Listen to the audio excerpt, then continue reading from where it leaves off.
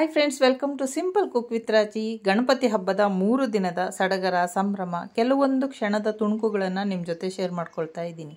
ಈ video save ಮಾಡಿ ಇಟ್ಕೊಳ್ಳಿ. ನಿಮಗೆ ಸಮಯ ಇದ್ದಾಗ ನೋಡಿ, ಎಂಜಾಯ್ ಮಾಡಿ.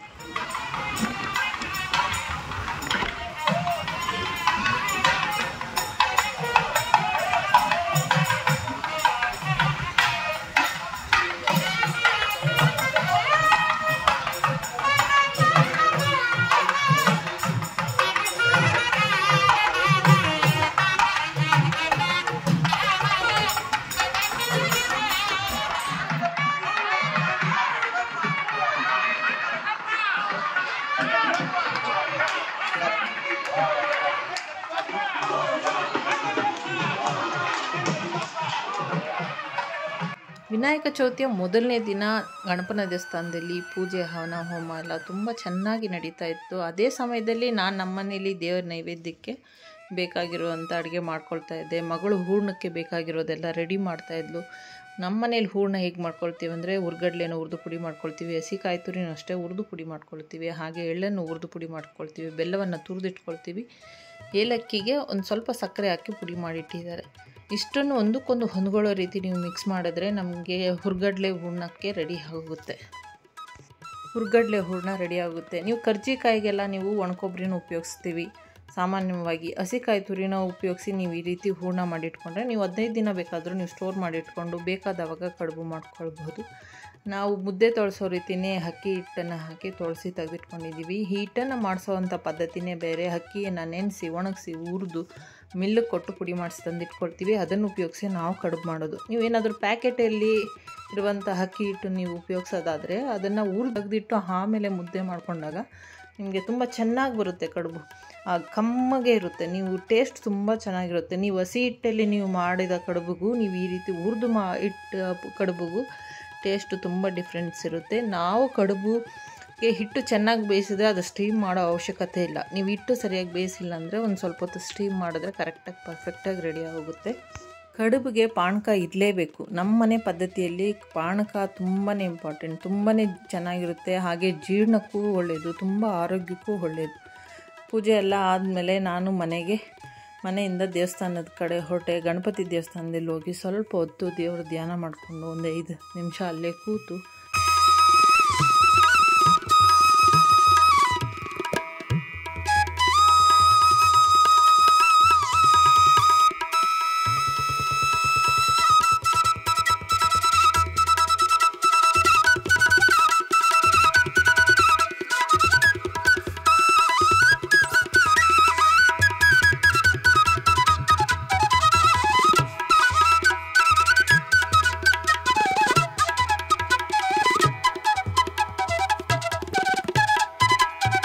ನಮ್ಮ ಕಮ್ಯುನಿಟಿಯಲ್ಲಿ ಇಟ್ಟಿರೋ ಗಣಪನ ನೋಡಾಯಿತು. ಅಂದರೆ ನಮ್ಮ ಅಪಾರ್ಟ್ಮೆಂಟಲ್ಲಿ ಇಟ್ಟಿರೋಂಥ ಗಣಪನ ದರ್ಶನ ಮಾಡಾದ್ಮೇಲೆ ನಾವು ಹೊರ್ತೂರು ಕಡೆ ಹೊರಟ್ವಿ.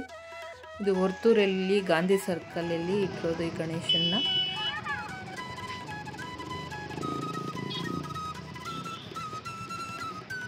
ಇನ್ನೂ ಪೂಜೆಗೆ ರೆಡಿ ಮಾಡ್ಕೊಳ್ತಾಯಿದ್ರು, ಅಲಂಕಾರ ಮಾಡ್ತಾಯಿದ್ರು. ಹಾಗಾಗಿ ಸ್ವಲ್ಪ ಹೊತ್ತು ನಾವು ಹೊರಗಡೆ ಎಲ್ಲ ಹೇಗೆಲ್ಲ ಡೆಕೋರೇಷನ್ ಇದೆ ಅಂತ ವಿಡಿಯೋ ಶೂಟ್ ಮಾಡ್ಕೊಂಡು ಹೊರಗಡೆ ಹೊರಟೆ. ಅಲ್ಲಿ ಇನ್ನು ದೇವರ ಕೂರಿಸಿರ್ಲಿಲ್ಲ, ರೆಡಿ ಮಾಡ್ತಾಯಿದ್ರು. ಸರಿ, ನಾನು ಸ್ವಲ್ಪ ಸ್ಕ್ರೀನ್ ತೆಗೆದು ಹೇಗಿದೆ ಅಂತ ನೋಡೋಣ ಗಣಪ ಅಂತ ಸ್ಕ್ರೀನ್ ತೆಗೆದು ನೋಡ್ತಿದ್ದೆ. ಅವ್ರು ವಿಡಿಯೋ ಮಾಡಿಕೊಟ್ರು.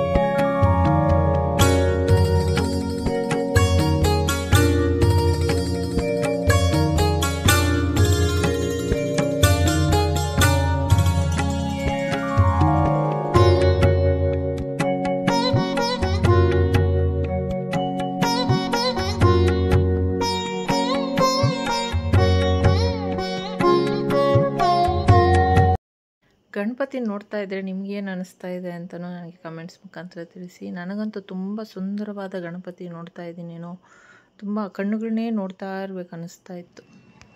ವರ್ತೂರು ಗಾಂಧಿ ಸರ್ಕಲಲ್ಲೇ ಇನ್ನೂ 2-3 ಗಣಪತಿಗಳನ್ನು ಕೂರಿಸಿರ್ತಾರೆ. ಒಂದೊಂದೇ ಗಣಪನ ದರ್ಶನ ಮಾಡ್ಕೊಂಡು ಹೋಗೋಣ. ಇಲ್ಲಿ ಇನ್ನೂ ರೆಡಿ ಮಾಡ್ತಾ ಇದ್ರು. ಬೆಳಿಗ್ಗೆ ಪೂಜೆ ಎಲ್ಲ ಮುಗಿದಿದೆ. ಅಲ್ಲಿ ಅರ್ಶಿನ ಕುಂಕುಮ ಎಲ್ಲ ಇಟ್ಟಿದ್ರು. ಅರ್ಶಿನ ಕುಂಕುಮ ಇಟ್ಕೊಂಡು ಗಣಪನಿಗೆ ಕೈ ಮುಕ್ಕೊಂಡು ಇನ್ನು ಸ್ವಲ್ಪ ಮುಂದೆ ಹೊರಟಾಗ ಇಲ್ಲಿ ತುಂಬಾ ಸುಂದರವಾಗಿ ಗಣಪತಿನ ಕೂರಿಸಿದ್ರು. ಅಯ್ಯೋ, ನೋಡೋದಕ್ಕೆ 2 ಕಣ್ಣು ಸಾಲದೇನೋ, ಅಷ್ಟು ಸುಂದರವಾಗಿತ್ತು. ನೋಡ್ತಾನೇ ನಿಂತಿದ್ದೆ. ನನ್ನ ಮಕ್ಕಳು ಕೂಡ ಮೈ ಮರೆತು ಬಿಟ್ಟಿದ್ದಾಳೆ ಮಮ್ಮಿ ಅಂದ್ಕೊಂಡ್ರು ಏನೋ, ಅಷ್ಟು ಚೆನ್ನಾಗಿತ್ತು ನೋಡೋದಕ್ಕೆ. ಅಯ್ಯೋ, ಎಷ್ಟು ಚೆನ್ನಾಗಿದ್ದಾನೆ ಗೊತ್ತಾ ಗಣಪ. ನೀವು ನೋಡ್ಬೋದು, ಇಲ್ಲಿ ಗಣೇಶನ ಕೈಯಲ್ಲಿ ಲಡ್ಡು ಇದೆ. ಈ ಲಡ್ಡುನ ಕೂಡ ಹರಾಜಾಗ್ತಾರೆ ಕೊನೆಯ ದಿನ. ಗಣೇಶನ ಸಾಯಂಕಾಲ ಕೂರಿಸಿದ್ದಾರೆ, ಕೆಲವೊಂದನ್ನು ಗಣಪತಿನ ಬೆಳಗ್ಗೆನೇ ಕೂರಿಸಿದ್ದಾರೆ. ಎಲ್ಲ ನೋಡಿಕೊಂಡು ಮನೆಗೆ ಬರೋ ಅಷ್ಟರಲ್ಲಿ ಪ್ರೋಗ್ರಾಮ್ ಸ್ಟಾರ್ಟ್ ಆಗಿತ್ತು.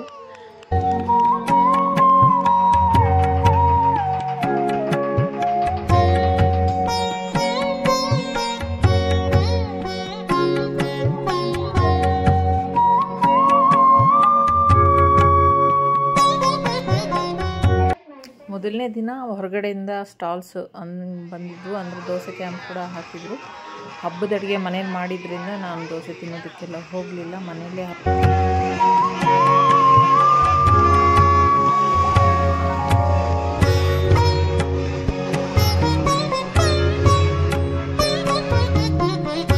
ಎರಡನೇ ದಿನ ಮಧ್ಯಾಹ್ನ ಲಂಚ್ ಇತ್ತು. ಕೆಳಗಡೆನೇ ಲಂಚ್ ಕೊಟ್ಟರು. ಹಾಗೆ ಊಟ ಮಾಡಿಕೊಂಡು ಸಂಜೆ ನಾನು ನಮ್ಮ ಯಜಮಾನರು ಗಣಪನ ದೇವಸ್ಥಾನಕ್ಕೆ ಬಂದ್ವಿ. ಗಣಪನ ದರ್ಶನ ಮಾಡಿಕೊಂಡು ಸ್ವಲ್ಪ ಹೊತ್ತು ಅಲ್ಲೇ ಕೂತಿದ್ವಿ. ಏನೋ ಒಂದು ಸ್ವಲ್ಪ ಬೇಜಾರಿತ್ತು ಮನಸ್ಸಿಗೆ, ಚಂದ್ರ ನೋಡೋದ್ನಲ್ಲ ಅಂತ. ನಾನು ಅದಕ್ಕೆ ಸ್ಟೋರಿ ಕತೆ ಏನು ಹೇಳಬೇಕು, ಮಂತ್ರ ಏನು ಹೇಳಬೇಕು ಅಂತ ಕೂಡ ನಾನು ವಿಡಿಯೋ ಎಲ್ಲ ರೆಡಿ ಮಾಡಿ, ಅವತ್ತು ನೈಟೇ ನಾನು ಎಲ್ಲ ರೆಡಿ ಮಾಡಿ ಬೆಳಿಗ್ಗೆ ಅಷ್ಟೊತ್ತಿಗೆ ನಾನು ವಿಡಿಯೋ ಅಪ್ಲೋಡ್ ಮಾಡಿದ್ದೆ. ಹಾಗೆ ಫ್ರೆಂಡ್ಸ್ ಕರೆದ್ರು ಅಂತ ನಾನು ಇಲ್ಲಿಗೆ ಬಂದೆ.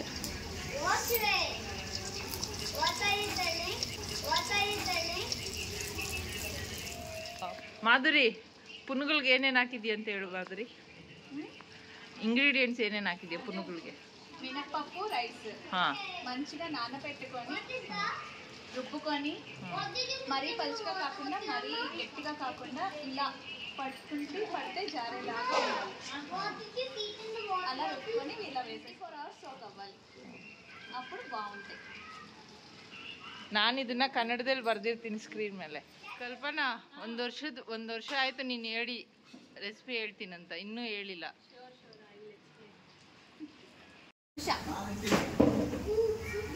అనుష టీ, చట్నీ, బిర్యానీ,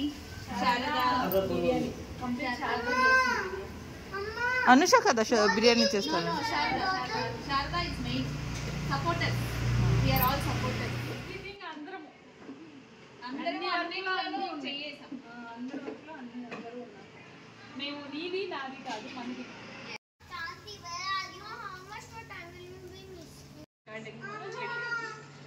ಹೇಳೋ ಕಲ್ಪನಾ, ಏನೇನು ಹಾಕಿದ್ಯಾ ಇದಕ್ಕೆ? ಟ್ಯಾಮರಿಂಡ್, ಅಜ್ವೈನ್, ಜೀರಾ, ಸಾಲ್ಟ್, ಪುಟ್ನಾಳ ಪಪ್ಪು, ಪಪ್ಪುಡ್ ಚೆನ್ನ. We have to mix all. ಕಡಲೆ ಪಪ್ಪು ಕದಾ? ಕಡಲೆ ಪಪ್ಪು ಅಂತಾರೆ. We have to mix all together. That is the stuffing. ಹಸಿಮೆಣಸಿನಕಾಯಿ ಸ್ಟಫಿಂಗ್. ಇದು ಯಾವ ಸ್ಟೈಲ್ ಹೇಳಿ? ಆಂಧ್ರ ಸ್ಟೈಲ್. యాక్చువల్లీ తెలంగాణలో కూడా ఎక్కువ తెలంగాణలో ఇలా చేస్తారు. హైదరాబాద్ నుంచి.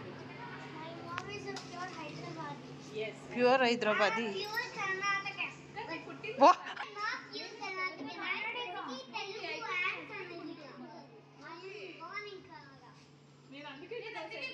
ಮೊದಲನೇ ದಿನ ಹೊರಗಡೆಯಿಂದ ಸ್ಟಾಲ್ಸ್ ಬಂದಿದ್ವು, ದೋಸೆ ಕ್ಯಾಂಪ್ ಎಲ್ಲ ಇತ್ತು.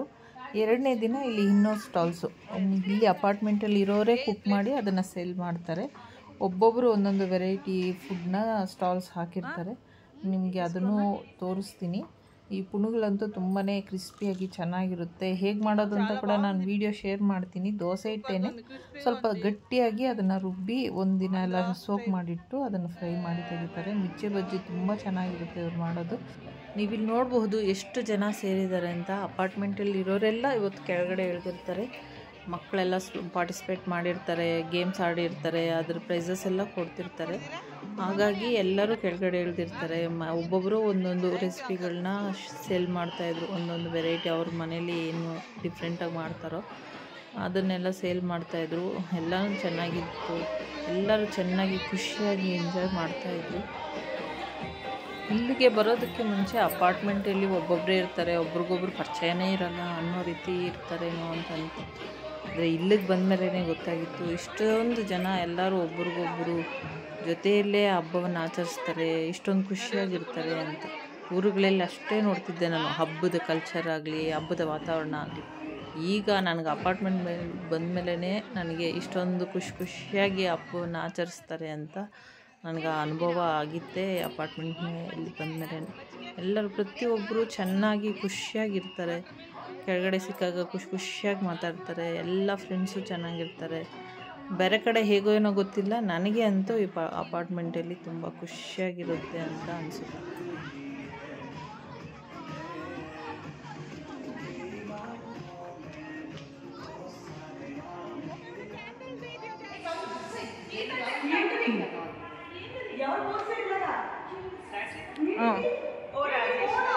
మీ యూట్యూబ్ ఛానల్ ఇంకా అద్భుతంగా అందరికీ ఆకర్షణీయంగా తయారై మీకు అంతకంతను లక్ష్మీ కటాక్షం కలగాలని కోరుకుంటూ ఈ దుర్గా ఆశీర్వదిస్తుంది. Thank you wow Sophie. ಕಾಲಿಗೆ ಏನೇನು ಹಚ್ತಾ ಇದ್ದಾಳೆ. ಕ್ಲಬ್ ಹೌಸ್ ಕಡೆ ಬಂದರೆ ಫ್ರೆಂಡ್ಸ್ ಇಲ್ಲಿ ಇವರು ರೆಡಿ ಆಗ್ತಾಯಿದ್ರು ಭರತನಾಟ್ಯ ಮಾಡೋದಕ್ಕೆ. ತುಂಬ ಚೆನ್ನಾಗಿ ರೆಡಿ ಆಗ್ತಾಯಿದ್ರು, ನೋಡೋದಕ್ಕೆ ಕಣ್ಣುಗಳೇ ಸಾಲ ಅಷ್ಟು ಚೆನ್ನಾಗಿ, ಅಷ್ಟು ಸುಂದರವಾಗಿರುತ್ತಲ್ಲ. ಭರತನಾಟ್ಯಂ ಡ್ರೆಸ್ ಹಾಕಿದ್ರೇ ಅದ್ರ ಕಳೆ ಬಂದ್ಬಿಡುತ್ತೇನೋ, ಅಷ್ಟು ಸುಂದರವಾಗಿದ್ರು ನೋಡೋದಕ್ಕೆ.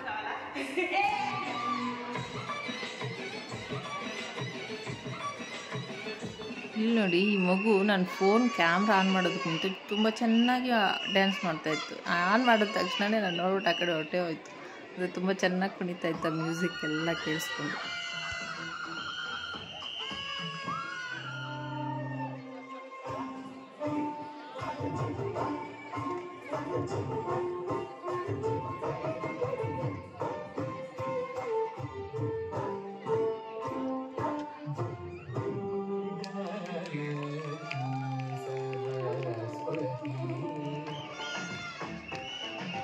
ಚಿಕ್ಕವರಿಂದ ದೊಡ್ಡವರವರೆಗೂ ಪ್ರತಿಯೊಬ್ಬರು ಪರ್ಫಾರ್ಮೆನ್ಸ್ ಮಾಡ್ತಾಯಿದ್ರು. ತಂದೆ ತಾಯಿಗಳಂತೂ ಕೆಳಗಡೆ ಕೂತು ನೋಡ್ತಾಯಿದ್ರು. ಮಕ್ಕಳು ಡ್ಯಾನ್ಸ್ ಮಾಡ್ತಾಯಿದ್ರು, ಅವ್ರ ಮುಖದಲ್ಲಿ ಏನೋ ಒಂದು ರೀತಿ ಸಂತೋಷ. ಪ್ರೈಸ್ ಕೊಡ್ತಾಯಿದ್ರು. ಈಗಾಗಲೇ ಒಂದು 15 ದಿನಕ್ಕೆ ಮುಂಚೆನೇ ಗೇಮ್ಸ್ ಎಲ್ಲ ಆಡಿಸಿ ಅದಕ್ಕೆ ಪ್ರೈಸಸ್ ಎಲ್ಲ ಕೊಡ್ತಾಯಿದ್ರು. ಅವರು ಲೈವ್ ವಿಡಿಯೋ ಮಾಡ್ತಾ ಇರೋದ್ರಿಂದ ನಾನೇನು ತುಂಬ ವಿಡಿಯೋನ ರೆಕಾರ್ಡ್ ಮಾಡಲಿಲ್ಲ, ಕೆಲವೊಂದು ಮಾತ್ರ ರೆಕಾರ್ಡ್ ಮಾಡಿ ನಿಮ್ಮ ಜೊತೆ ಶೇರ್ ಮಾಡ್ತಾಯಿದ್ದೀನಿ. ಇದಕ್ಕೆ ಮುಂಚೆ ಎಲ್ಲ ನಾನು ರೆಸಿಪಿ ವೀಡಿಯೋಸ್ ಅಷ್ಟೇ ಶೇರ್ ಮಾಡ್ತಾಯಿದ್ದೆ.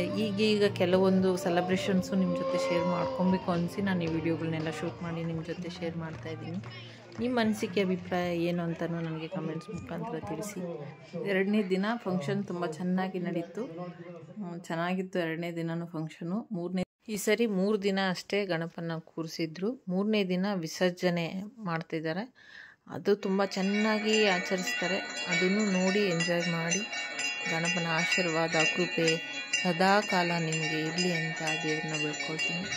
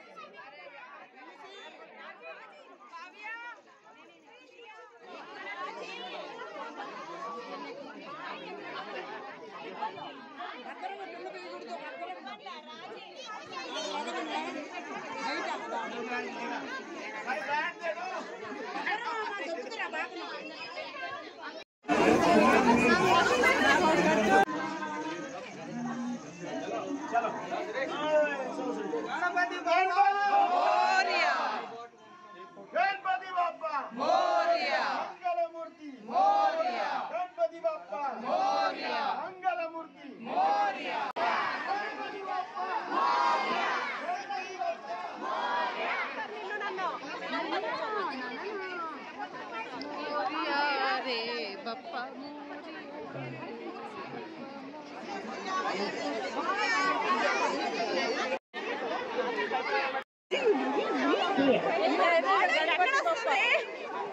ಮೋರಿಯ ಗಣಪತಿ ಬಪ್ಪ ಮೋರಿಯ ಮಂಗಳ ಮೂರ್ತಿ ಮೋರಿಯ ಗಣಪತಿ ಬಪ್ಪ ಮೋರಿಯ.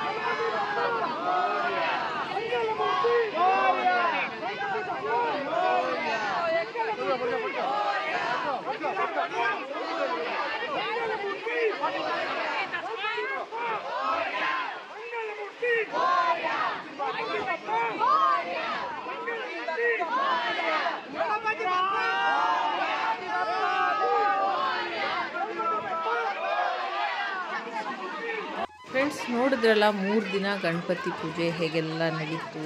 ನಾನು ಕೆಲವೊಂದು ತುಣುಕುಗಳನ್ನ ಅಷ್ಟೇ ನಿಮ್ಮ ಜೊತೆ ಶೇರ್ ಮಾಡಿದ್ದೀನಿ. ತುಂಬ ಚೆನ್ನಾಗಿ ಆಚರಿಸ್ತಾರೆ. ದೇವರಿಗೆ ಮನೆಯಿಂದ ನೈವೇದ್ಯಗಳು ಮಾಡಿ ತಂದು ಕೊಡ್ತಾ ಇರ್ತಾರೆ. ನಾನು ಕೆಲವೊಂದು ಮಾತ್ರ ನಿಮ್ಮ ಜೊತೆ ಶೇರ್ ಮಾಡ್ಕೊಂಡಿದ್ದೀನಿ. ಈ ವಿಡಿಯೋ ಇಷ್ಟ ಆದಲ್ಲಿ ಒಂದು ಲೈಕ್ ಮಾಡಿ, ಶೇರ್ ಮಾಡಿ, ಸಬ್ಸ್ಕ್ರೈಬ್ ಮಾಡ್ಕೊಳ್ಳಿ. ನಿಮ್ಗೆ ಇದೇ ರೀತಿ ವಿಡಿಯೋಗಳು ಇಷ್ಟ ಆಗ್ತಾಯಿದ್ರೆ ನನಗೆ ಕಮೆಂಟ್ಸ್ ಮುಖಾಂತರ ತಿಳಿಸಿ. ಪ್ರತಿಯೊಂದು ಕಮೆಂಟ್ಸ್ಗೂ ನಾನು ಆನ್ಸರ್ ಮಾಡ್ತೀನಿ. Thank you for watching.